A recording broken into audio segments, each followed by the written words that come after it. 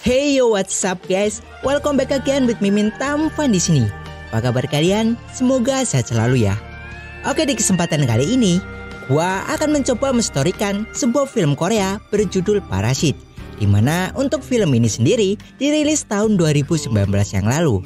Dan mungkin sebagian teman-teman, termasuk gua sendiri sih, ketika mendengar kata parasit, pasti yang terbayang adalah sebuah film tentang makhluk parasit yang seperti ada di film Jepang, ya kan? Nah, kali ini gua akan sedikit meluruskan dan sedikit memberi referensi buat kalian.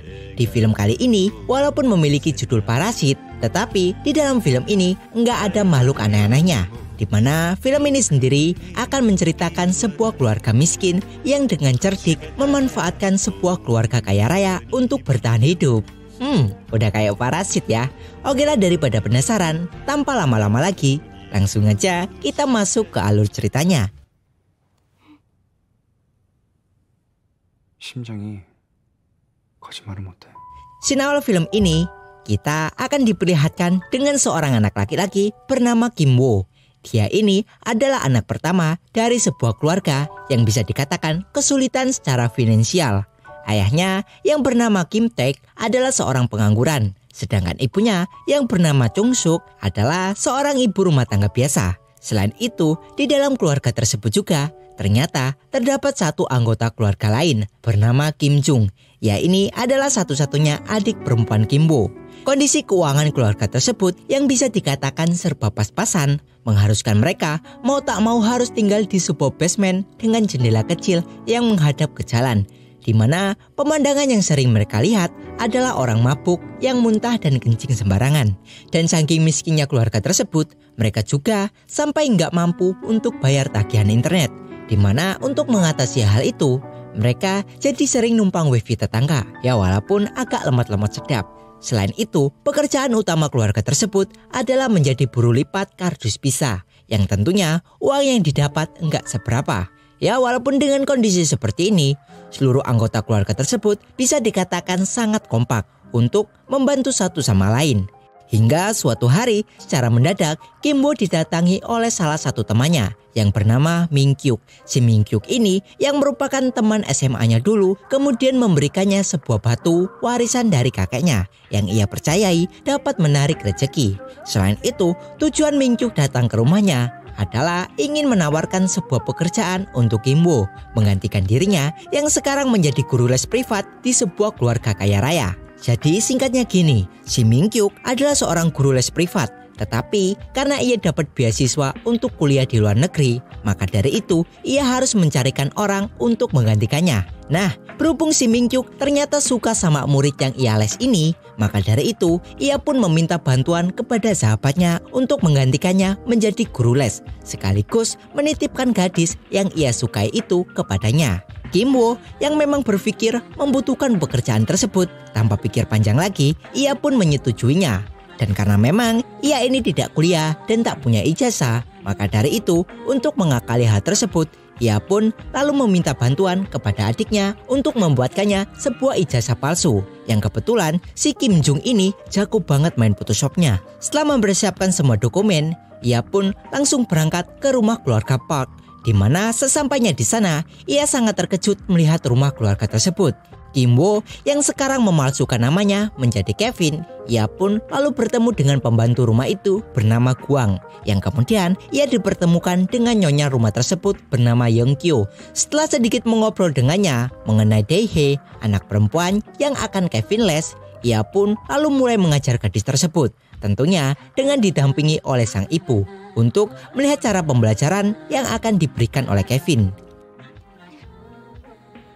만약 지금 실전 수능이고 이게 첫 문제였으면 넌 시작부터 완전 엉킨 거야. 외박도 완전 엉켰잖아. Setelah selesai, Nyonya Yeon rupanya agak sedikit terkagum dengan cara pembelajaran Kevin, yang dimana dengan semua itu tentunya membuat Kevin langsung diterima untuk menjadi guru les anaknya. Namun ketika mereka tengah mengobrol ini, secara tiba-tiba Kevin dikejutkan dengan kedatangan anak sulung keluarga tersebut bernama Dasong, di mana si Dasong ini adalah tipikal anak yang sangat hiperaktif, yang sangat terobsesi dengan suku India, yang rupanya hal ini bermula saat dirinya ikut pramuka. Nah, di sini si ibu juga bercerita bahwa beberapa orang yang menjadi guru les Dasong, mereka semua tak ada yang pernah bertahan selama 1 bulan karena tak bisa menangani anaknya itu. Dan dari pembicaraan tersebutlah Kevin akhirnya memiliki sebuah ide di mana ia kemudian menyarankan seseorang kenalannya yang menurutnya bisa menjadi guru les bagi Dasong bernama Jessica. 어머, 너무 궁금하네요. 어떤 분이실까? 만나보시겠어요?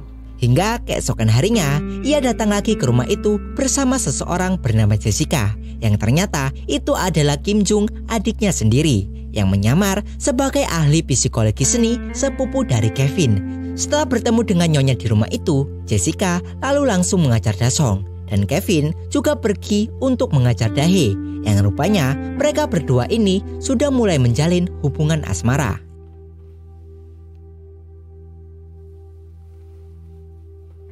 Sementara itu, untuk Jessica sendiri, berbekal ilmu dari Google dan sedikit tipu-tipu, ia berhasil meyakinkan Nyonya Yeon bahwa dirinya bisa mendidik Dasong. Dan hal itu terbukti. Dasong yang awalnya pecicilan, sekarang jauh lebih penurut. Dan karena hal itulah, tentunya semakin membuat Nyonya Yeon percaya kepadanya. Hingga ketika sang suami, Mr. Park pulang dari tempat kerjanya, ia lalu mulai memperkenalkan Jessica kepadanya. Dan setelah itu, Mr. Park pun kemudian meminta kepada sopirnya untuk mengantarkan Jessica pulang ke rumahnya. Di tengah jalan, ketika Jessica diantarkan pulang oleh sopir itu, ia yang memiliki sebuah ide untuk menggantikan posisi supir itu dengan ayahnya. Ia pun mulai melakukan aksinya dengan cara meninggalkan kancut miliknya di bawah jok mobil milik Mr. Park. Dan benar saja, keesokan harinya ketika Mr. Park hendak pulang dari kantor, ia menemukan kancut itu, di mana setelah sampai di rumah, ia lalu memberitahukan hal tersebut kepada istrinya dan mengatakan bahwa sang istri telah salah memilih sopir. Dan sejak pelaporan itu, mereka pun lalu langsung memecat si sopir tersebut yang mereka anggap sudah melewati batas. Jessica yang tahu bahwa sopir itu telah dipecat, ia pun lalu merekomendasikan seorang sopir senior bernama Kim, yang mana Kim ini adalah paman dari Jessica. Nyonya Yeon yang sudah terlanjur percaya dengannya, ia pun lalu meminta Jessica untuk membawa pamannya tersebut, yang tak lain adalah ayahnya sendiri. Dan mulai di hari itu, sang ayah yang memang belum pernah mengendari mobil mewah, ia dibantu oleh Kim Wo mulai mempelajari cara mengemudi mobil Mercy di dealer mobil. Lalu setelah lumayan mahir, ia pun langsung pergi ke rumah keluarga Park. Dan di hari pertamanya ia bekerja, rupanya paman Kim ini sudah bisa merebut hati Mr. Park yang terkesan dengan teknik mengemudinya. 역시 코너링이 훌륭하시네요. Setelah ayah dan kedua anaknya itu bisa bekerja di rumah keluarga Park, mereka rupanya punya satu rencana lagi, di mana kali ini mereka berencana untuk menyingkirkan si pembantu agar ibu mereka bisa menempati posisi itu. Dan dari sini mereka pun mulai menyusun rencana untuk menyingkirkan pembantu itu, di mana mereka memanfaatkan sebuah penyakit yang dimiliki oleh si pembantu, yang ternyata ia ini alergi terhadap serbuk buah persik.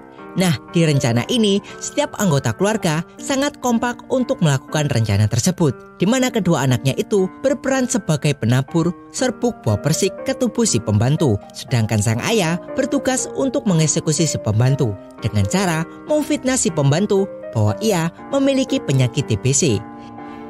Singkat cerita, berhasillah mereka menyingkirkan si pembantu, yang tentu saja ketidakadaan pembantu di rumah itu sangat membuat Nyonya Yeon kesulitan. Dan dari situlah paman Kim mulai masuk dan menyarankan seorang pembantu untuk keluarga mereka. Setelah seluruh keluarga Kim berhasil masuk ke keluarga Mr. Park, mereka kemudian mulai mengadakan sebuah pesta, ya istilahnya merayakan keberhasilan lah. Hingga suatu hari ketika sang anak bungsu Dasong berulang tahun, keluarga tersebut kemudian berencana untuk melakukan acara kemah. Dan tentu saja semua keluarga Mr. Park ikut dalam acara tersebut, sehingga Kevin, Jessica, beserta ayah dan ibunya bisa bebas menikmati semua fasilitas rumah itu. Namun di malam harinya ketika turun hujan lebat dan mereka semua sedang mabuk-mabukan di ruang tamu, secara tak terduga pembantu sebelumnya datang lagi ke rumah itu. di mana ia meminta izin untuk masuk ke dapur dan mengambil barangnya yang tertinggal. Karena memang tak ada alasan baginya untuk tak mengizinkan pembantu lama itu masuk, pada akhirnya ia pun mempersilahkan pembantu lama itu untuk masuk ke dalam rumah. Sementara untuk Kevin, Jessica dan ayahnya, mereka bersembunyi.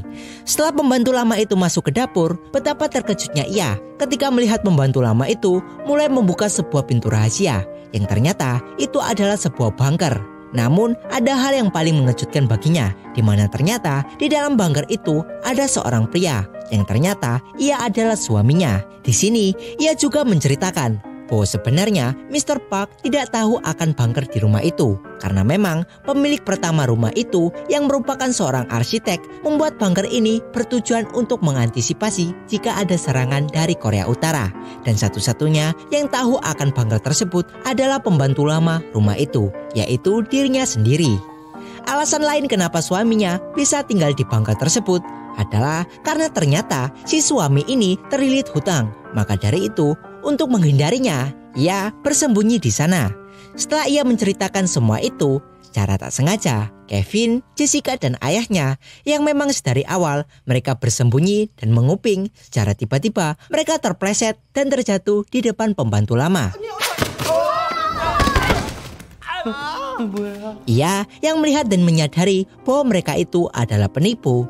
Ia pun lalu segera mengeluarkan ponselnya dan merekam mereka semua. Dan dari hasil rekaman itu, pembantu lama tersebut lalu mengancam mereka akan mengirimkan video itu kepada keluarga Park.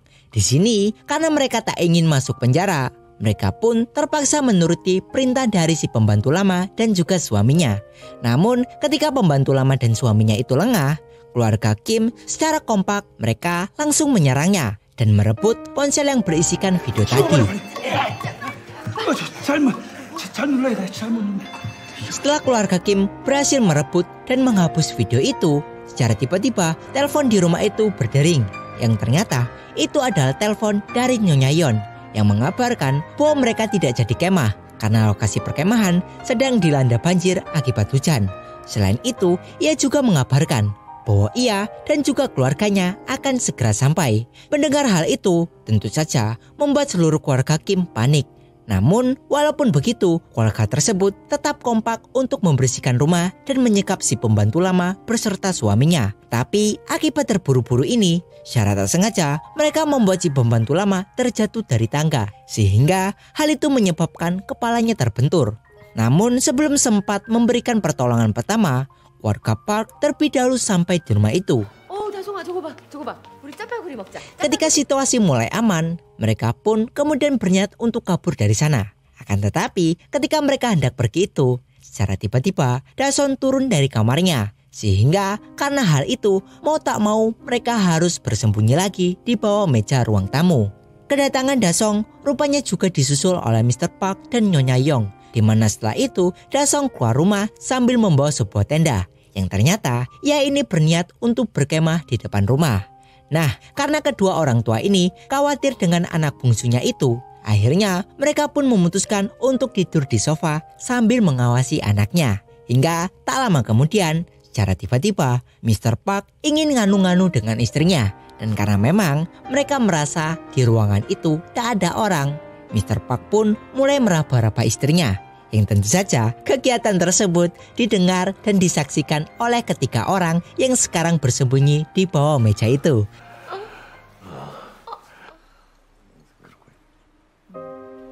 Singkat cerita, ketika Mr. Park dan Nyonya Yong kecapean, mereka pun mulai tertidur. Dan di kesempatan inilah mereka manfaatkan untuk segera keluar dari sana.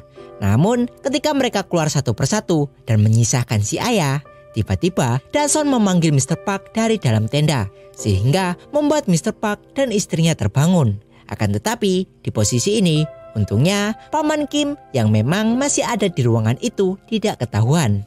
Lalu ketika mereka bertiga berhasil keluar dan pulang ke rumah, kita akan ditunjukkan sebuah pemandangan yang cukup menyinggung kehidupan sosial. Ketika mereka yang pulang dengan menuruni sebuah tangga yang cukup curam ke bawah. Sangat berbeda dengan jalan rumah Mr. Park yang sangat menjorok ke atas. Setelah sampai di lingkungan tempat tinggal mereka, Kevin, Jessica, dan ayahnya harus dihadapkan dengan satu masalah lagi, yaitu tempat tinggal mereka yang sekarang mulai terendam air. Di sini, dengan perasaan yang sedih, mereka bertiga kemudian mulai mengambil beberapa barang-barangnya. Namun, ketika Kevin hendak mengambil barangnya, secara mengejutkan, ia malah menemukan sebuah batu pemberian dari Mingyuk yang mengapung tepat di hadapannya. Dan lagi-lagi, ini merupakan sebuah scene yang cukup menyinggung masalah sosial yang akan gue jelaskan nanti. Setelah mereka mengambil barangnya yang penting, mereka pun lalu pergi ke pengungsian. 돌은 왜 그렇게 껴안고 있냐? 이거요? 얘가 자꾸 나한테 달라붙는 거예요. Hingga di pagi harinya, keluarga Mr. Park rupanya hendak mengadakan sebuah pesta ulang tahun anaknya, yang tentu saja mereka semua diundang untuk hadir di sana. Namun ketika mereka hadir di pesta itu, cuma ada satu yang tidak ada di halaman pesta, yaitu si Kevin dan anak perempuan Mr. Park, yang ternyata mereka berdua sedang mojok di dalam rumah. Tetapi ketika mereka berduaan ini, perasaan Kevin hari itu rupanya sangat tidak enak. Karena ternyata ia masih memikirkan akan pembantu lama dan suaminya yang telah mereka sekap di bunker rumah itu. Dan karena perasaan cemas itulah, Kevin kemudian memutuskan untuk pergi ke sana dan berniat untuk menghilangkan jejak mereka. Namun ketika ia mulai masuk ke bunker itu, tiba-tiba ia diserang oleh suami si pembantu.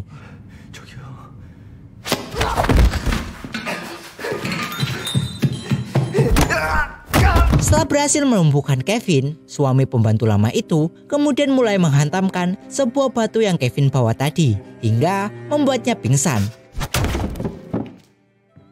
Setelah selesai, ia pun kemudian pergi ke dapur dan mengambil sebuah pisau. Setelah mengambil pisau itu, ia lalu pergi menghampiri Jessica yang sekarang tengah membawa sebuah kue ulang tahun untuk Dasong. Di mana setelah mereka bertemu, pria itu lalu menikam Jessica. Dasong yang berada tepat di belakang Jessica, ia pun seketika pingsan ketika dirinya melihat guru lesnya sendiri ditikam oleh pria aneh. Sementara itu, untuk kedua orang tuanya yang melihat anaknya tersebut tertikam, mereka pun berusaha untuk menolongnya. Di posisi ini, ibu Jessica yang melihat anaknya itu tertikam, ia pun segera menyerang balik. Sementara itu, untuk sang ayah, ia berusaha keras untuk menghentikan pendarahan di dada anaknya. Setelah si ibu berhasil membunuh pria itu dengan cara menikamnya di bagian perut. Akan tetapi ternyata hal tersebut sudah terlambat, di mana karena Jessica terlalu lama untuk mendapatkan perawatan. Pada akhirnya ia pun meninggal karena kehabisan darah. Paman Kim yang melihat masalah ini semakin rumit, ditambah lagi ia juga melihat anak pertamanya yang berlumuran darah sedang digendong oleh Dae-hye. Ia pun akhirnya mengambil sebuah keputusan besar, di mana untuk menghindari masalah ini semakin melebar, ia pun kemudian menikah Mr. Park dan setelah itu ia pun pergi dari sana.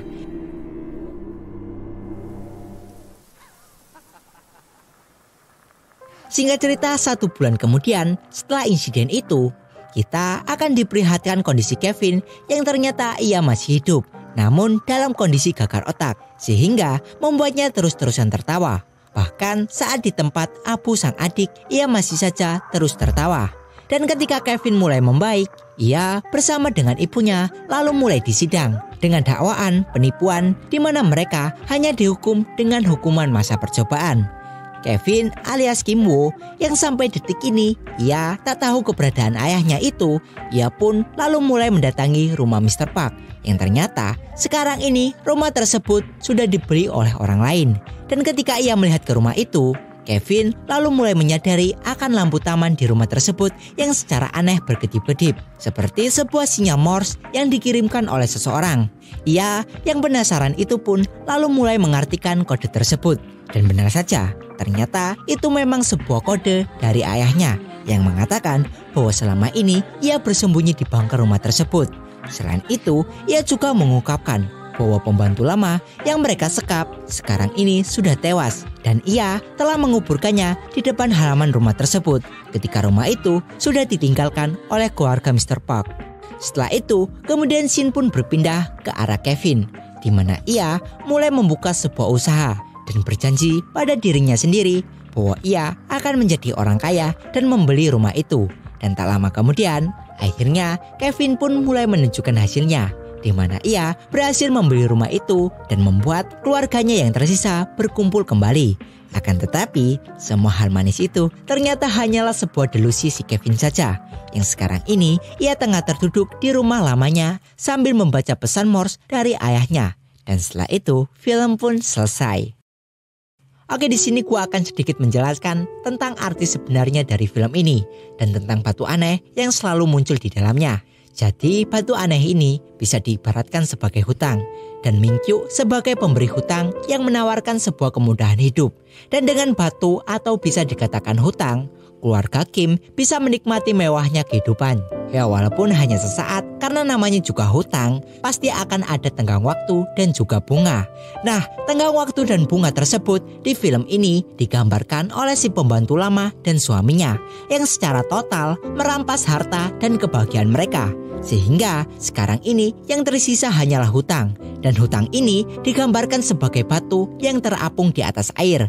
Sebagai simbol bahwa hutang pasti akan selalu mengikuti hidupnya. Lalu setelah itu Kevin pun mengambil hutang itu dan berniat untuk bertanggung jawab atas hutang yang ia buat sendiri. Namun bukannya hutang tersebut selesai. Akan tetapi hutang itu malah semakin membuat kehidupannya hancur.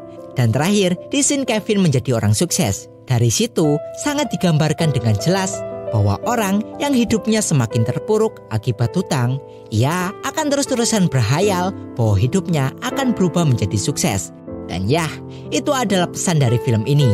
Jika gua ada salah atau kurang, gua minta maaf dan kita bertemu lagi di next video. Yuk.